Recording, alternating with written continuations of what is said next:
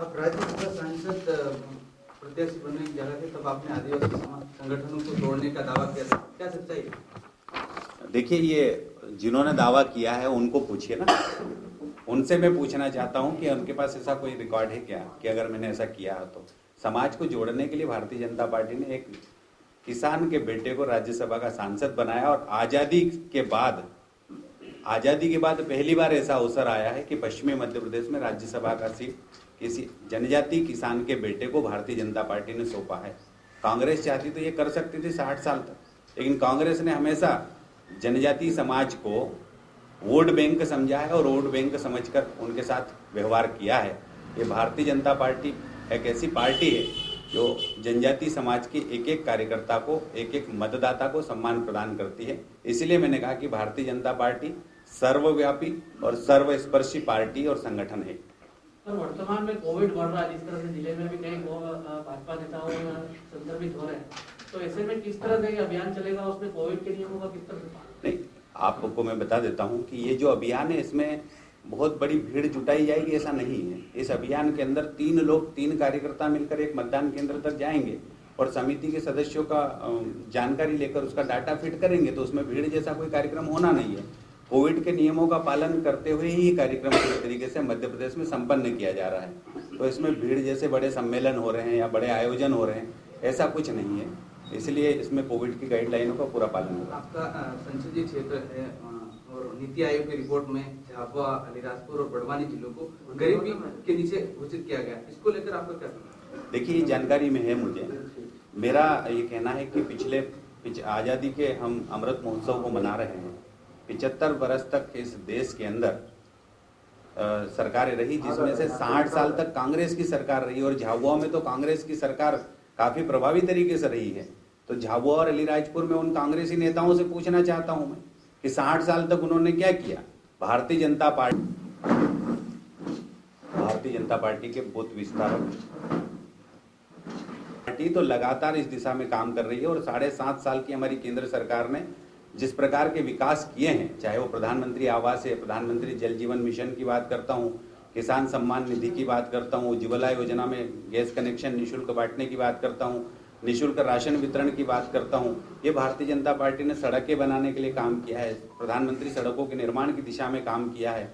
तो ये अद्भुत काम भारतीय जनता पार्टी ने किया है। कांग्रेस ने 60 साल में ये काम किए होते तो ये जिले आज की तारीख में नीति आयोग की इस रिपोर्ट में नहीं आते हैं। हमारे संज्ञान में आया है और हम इस दिशा में पूरा प्लान बनाकर झाबुआ, अलीराजपुर, बड़वानी, खरगोन, धार, इन सब जिलों को फोकस बनाकर काम करने का काम किया जा रहा है। और बाद में आपको पता चलेगा कि 60 सालों में कांग्रेस ने कुछ नहीं किया, लेकिन भाजपा ने इस क्षेत्र के लिए बहुत कुछ किया। सोलंकी जी, एक सवाल ये है कि अगर मैं गलत नहीं होती है, पूरी जो कवायद है आपकी बूथ विस्तारक वाली, ये बीजेपी चाहती है कि कम से कम उसका 10% वोट शेयर वो बढ़े, है ना? लेकिन क्या डिजिटल होने से लोग वोट करेंगे या जमीन स्तर पर काम करना पड़ेगा? आप जहाँ पे आज पेटला जा रहे हैं, जहाँ पर आप वर्कशॉप करने वाले हैं, वहाँ की मैं 3 घटना आपको बताता हूँ। एक गांव में आप आज़ादी का अमृत महोत्सव मना रहे हैं, उस गांव में आज तक सड़क नहीं बनी है। गर्भवती माताओं की कोख में बच्चे दम तोड़ते क्योंकि 108 एम्बुलेंस गाँव में नहीं पहुँच पाती है। रोड इतनी जर्जर खराब है कि वो पैदल चल के आता तक वो असहनीय पीड़ा होती है लोगों को। दूसरा ये कि आपके जो प्रदेश अध्यक्ष वी शर्मा पेटला क्षेत्र में पिछले दिनों पहुंचे थे, रात्रि विश्राम वहीं भोजन को करना था। वहां पर ग्रामीणों को घेरा और पूछा कि हमारे गांव में सड़क क्यों नहीं बनी। निर्मला भूरिया पूर्व विधायक है, सांसद है, उन्होंने भी समझा लेकिन नहीं समझे। उन्होंने पूछा हमारी सड़क कब बनेगी। तो क्या डिजिटल होने से वोट मिलेगी या जमीन पर काम करना पड़ेगा? देखिए, आपका अच्छा सवाल है। विकास एक निरंतर चलने वाली प्रक्रिया है, मैंने पहले भी कहा है। विकास एक निरंतर चलने वाली प्रक्रिया होने की वजह से ये निरंतर विकास होगा। कुछ क्षेत्र हमारे जनजाति जिलों में आज भी ऐसे अछूते हैं जहाँ सड़कें नहीं है।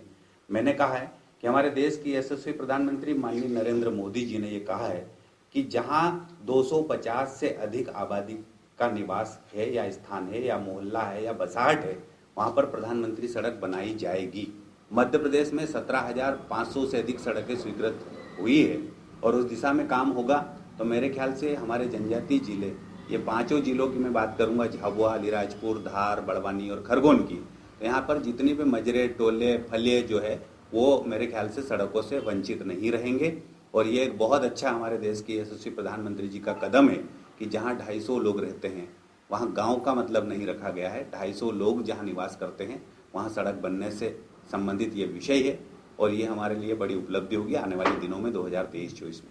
1300 की वो आबादी है उसी गांव की, लेकिन एक भी राजस्व में उसका रिकॉर्ड नहीं है, क्या बताएं? देखिए क्या हो रहा है कि बार बार हमारे समाज के लोगों ने पहले भी मांग किया है, मैंने जैसे ही कहा है कि 60 सालों तक इस देश में कांग्रेस ने राज किया, कुछ भी करना था वो नहीं किया, वोट बैंक माना है कांग्रेस ने जनजाति समाज को।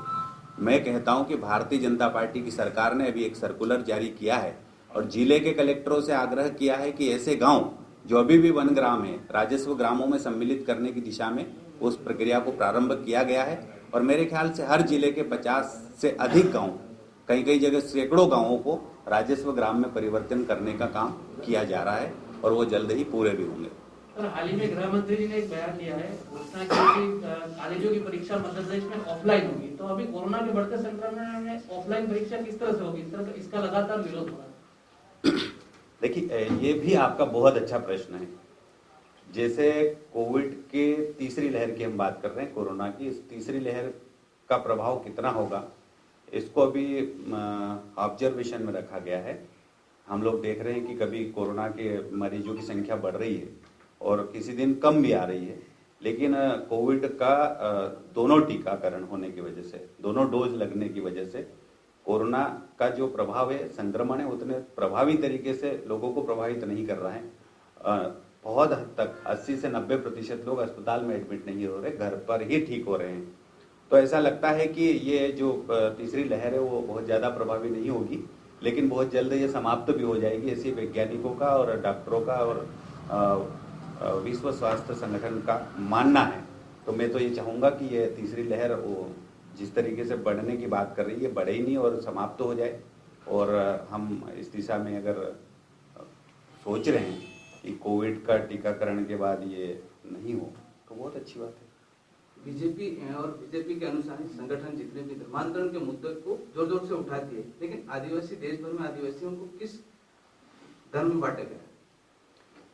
देखिए एक बात है, मैं तो कहूँगा कि मैं जनजाति समाज से आता हूँ, किसान का बेटा हूँ। मेरे समाज की जनजाति परंपरा, रीति रिवाज, संस्कृति, पूजा पद्धति जिस धर्म की है, जिस प्रकार से मैं पूजा पद्धति करते आ रहा हूँ, मैं चाहूँगा कि हमारी परंपरा, संस्कृति और विरासत हमारी बची रहे। ये मैं नहीं चाहूँगा बल्कि मेरी संतानें भी चाहेगी, और हमारे पूर्वजों ने भी ऐसा ही सपना देखा। लेकिन अगर कोई धर्मांतरित करता है और लोभ और लालच देकर करवाता है तो ये ठीक नहीं है। ये मध्य प्रदेश में जो कानून बना है उस हिसाब से भी ठीक नहीं है। मेरे ख्याल से ये हमारे समाज के लिए और हमारी परंपरा, रीति रिवाज और हमारी जनजातीय संस्कृति के लिए घातक कदम होगा। तो मैं तो ऐसे भाइयों और बहनों से आग्रह करता हूँ कि हमारे पूर्वजों की संस्कृति, परंपरा और रीति रिवाज है, उसी परंपरा का निर्वहन करते रहें। वही उत्तम परंपरा और उत्तम संस्कृति है, मेरा ऐसा मानना है।